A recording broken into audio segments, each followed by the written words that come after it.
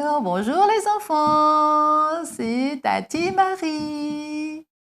Je suis vraiment contente de vous voir encore aujourd'hui. Alors, est-ce que tout va bien pour vous? Non? Ah, pas pour toi, Mélodie? Ah, tu as mal à la tête. C'est peut-être parce que tu as trop couru sous le soleil. Il va falloir te reposer maintenant. Et toi, Jordan?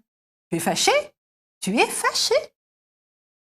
Ah, c'est parce que quelqu'un t'a embêté à l'école. Je pense qu'il faudra que tu en parles à tes parents. Et toi, Aaron? Ah, tu as un bobo là! C'est ton chat qui t'a griffé! Aïe, aïe, aïe, ça fait mal! Alors là, je te comprends. Ah, eh bien, pour vous faire oublier les petits bobos, je vais vous raconter une histoire et j'espère qu'elle vous plaira, cette histoire, les enfants. Cette nouvelle histoire se trouve évidemment dans ce merveilleux livre, la Bible. Et elle se trouve dans le dernier chapitre de l'évangile de Jean, le chapitre 21. Alors, cherchons Jean 21. Voilà, que nous dit l'histoire? D'abord, dans les chapitres précédents, celui qui a écrit s'appelle Jean, il nous raconte ce qui est arrivé à Jésus. Comment Jésus a été maltraité. Ils ont mis Jésus sur une croix en plantant des clous dans ses mains et dans ses pieds. Et avant ça, vous savez ce qu'on lui a fait? On lui a donné des coups de fouet. On s'est moqué de lui. On lui a donné des gifles. On l'a insulté en lui disant plein de gros mots. Et on lui a mis une sorte de couronne avec plein d'épines pour blesser sa tête. Et après ça, eh bien Jésus, il est mort.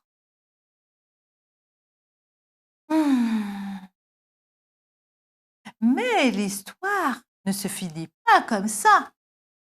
La Bible dit vrai, c'est écrit dans la Bible, Jésus est ressuscité. Ça veut dire qu'il est vivant. C'est étonnant, non? Et comment on le sait? Parce que les personnes qui ont vu Jésus ressuscité, ils ont raconté cette histoire. Même Jean l'a vu, c'est pour ça qu'il l'a raconté. Et oui, et c'est une histoire vraie. Après la mort de Jésus sur la croix, les amis de Jésus, les disciples, ils ont été aussi très tristes, et tristes, parce que ils avaient perdu Jésus. Jésus était mort. Après, ils l'ont vu 2 fois. Mais c'était tellement rapide qu'ils se sont même peut-être demandé s'ils n'avaient pas rêvé. Ils auraient bien voulu revoir Jésus encore une fois. Alors, Simon-Pierre, Thomas, Nathanaël, qui c'est qu'il y a encore Jean et son frère Jacques, et il y avait encore 2 autres disciples, ils étaient ensemble dans une maison.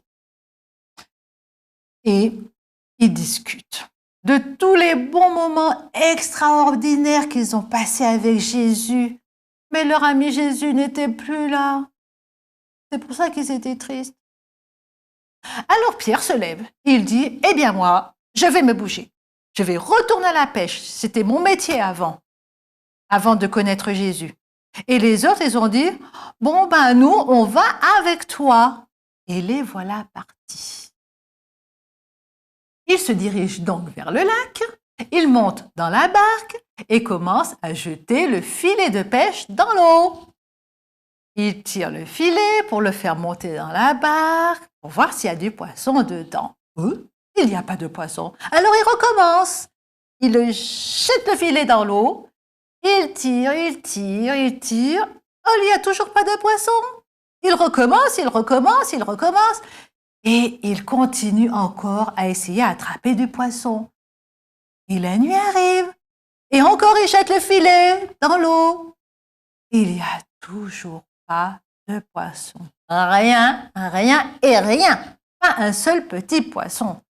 Oh là là, c'est déprimant. Rien de rien, ils sont fatigués. Et ils commencent à avoir sommeil. Oh là là là, et puis bientôt il va faire jour. Oh là là, parfois franchement, hein, la vie c'est compliqué. Même pour vous les enfants, c'est compliqué des fois. Il y a des choses qui sont pas faciles du tout. Et dans la barque, les disciples sont là. Ils commencent à faire jour. Ils sont restés toute la nuit à essayer d'attraper du poisson et rien. Et Jésus, oui, Jésus se tient au bord de l'eau sur la plage. Oui, j'ai dit Jésus. Mais les disciples, ses amis, ne savent pas que c'est lui. Parce qu'ils sont trop tristes et ils sont fatigués. Ils n'ont même pas pensé à regarder du côté de la barque. Ils sont trop fatigués. Alors, Jésus leur dit, « Eh oh, les enfants, eh oh! Est-ce que vous avez pris du poisson? Ouh! » Ah non, hein, ce n'est pas le moment que quelqu'un leur demande s'ils avaient pris du poisson. À la honte! Pas un seul poisson! Mais ils ont répondu, « Ben non! » C'est décourageant quand même. Alors Jésus leur dit, « Jetez votre filet du côté droit de la barque et vous trouverez du poisson. » Shannon, la droite, c'est du côté opposé du cœur. Le cœur, c'est ici. Alors la droite, c'est là. D'accord? Tu te rappelleras? Du côté gauche, c'est où il y a le cœur. Alors, droite, gauche, gauche, droite, gauche. Bon, allez, eux, ils ont décidé de jeter. Comme le monsieur l'a dit sur la plage, ils n'ont pas encore vu qui c'était. Hein. Ils ont jeté le filet du côté droit de la barque. Et hop, envoyé le filet. Et ils ont fait encore la même chose. Ils ont tiré le filet, ils ont tiré. Oh, oh, ils tirent, ils tirent. Oh, oh là, c'est lourd. Oh là là, ils tirent. Allez, tout le monde aide, on tire le filet. Oh là là. Il y a quoi dedans? Une baleine ou quoi? Oh là là, c'est lourd! Mais non, ce n'est pas une baleine, mais un tas de poissons, plein de poissons.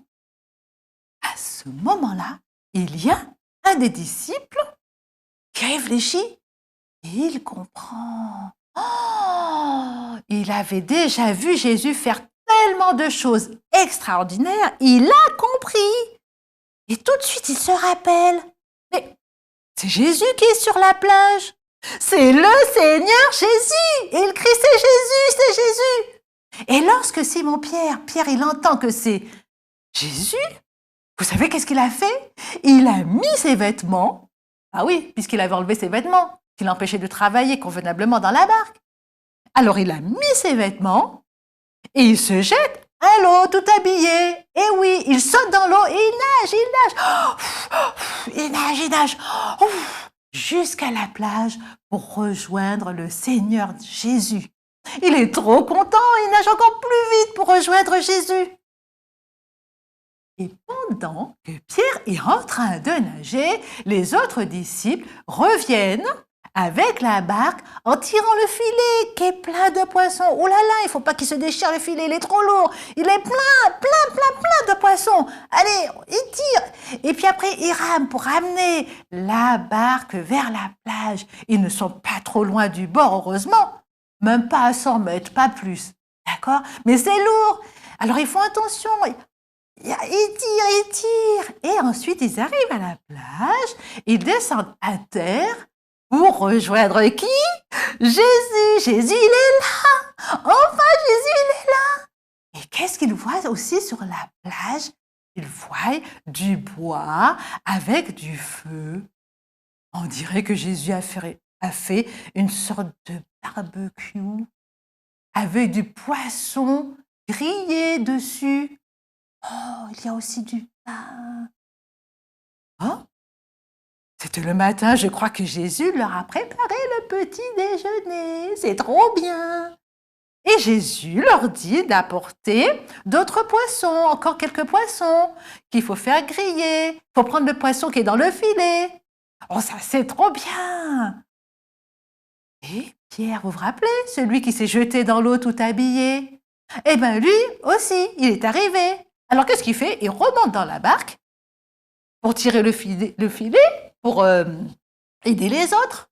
Et il prend du poisson aussi dans le filet pour le mettre avec le barbecue. Bah, dis donc, il est costaud, hein, ce Pierre. Hein. D'abord, il a nagé, en plus, il remonte dans la barque, il tire le filet, il est fort. Hein. Et ensuite, alors, ils ont remis leur poisson, un peu de poisson, sur le barbecue que Jésus avait préparé. Et ensuite, Jésus prend le pain qu'il avait aussi préparé pour le petit déjeuner du matin et Jésus commence à partager le pain. Oh, ils se souviennent, Jésus avait déjà fait ça, Jésus avait déjà partagé du pain, il avait déjà partagé du poisson.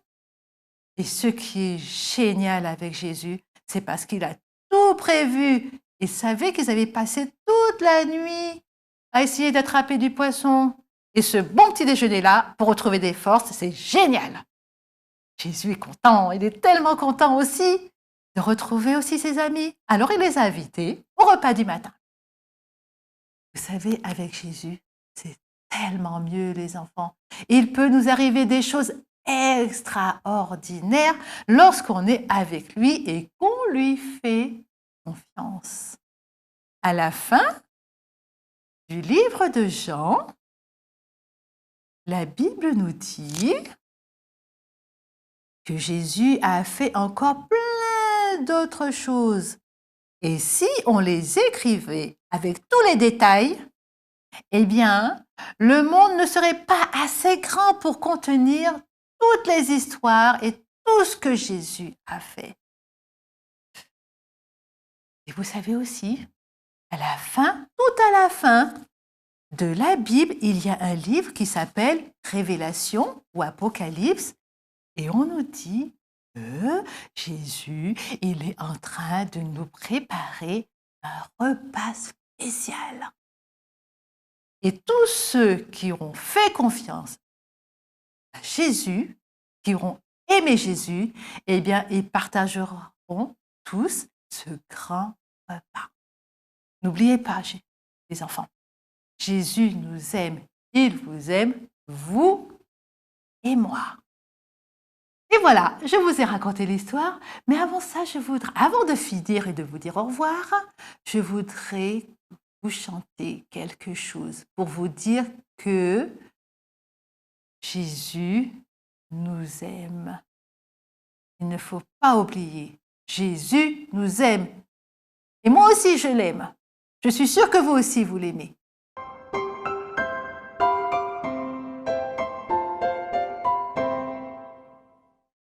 Alors les enfants, pour ne pas oublier que Dieu vous aime, nous allons faire un petit chant. Vous savez, quand j'étais petite comme vous, mes parents nous apprenaient beaucoup de chants. Et celui-ci que nous allons chanter, eh bien, c'est aussi mes parents qui me l'ont appris. Il dit « Le Seigneur m'aime, bonheur suprême ». Ceux qui connaissent, vous chantez avec moi, d'accord? C'est parti. Le Seigneur m'aime, bonheur suprême, le Seigneur m'aime, il est amour. Je redirai toujours, le Seigneur m'aime, le Seigneur m'aime, il est amour. Vous connaissez les enfants? Allez, on chante, on y va un petit peu plus vite. Le Seigneur m'aime, bonheur suprême, le Seigneur m'aime, il est amour. Je redirai toujours, le Seigneur m'aime, le Seigneur m'aime, il est amour. Continuez à faire confiance à Dieu. Et maintenant, je vous dis au revoir et à bientôt pour une prochaine histoire de la Bible. Au revoir les enfants!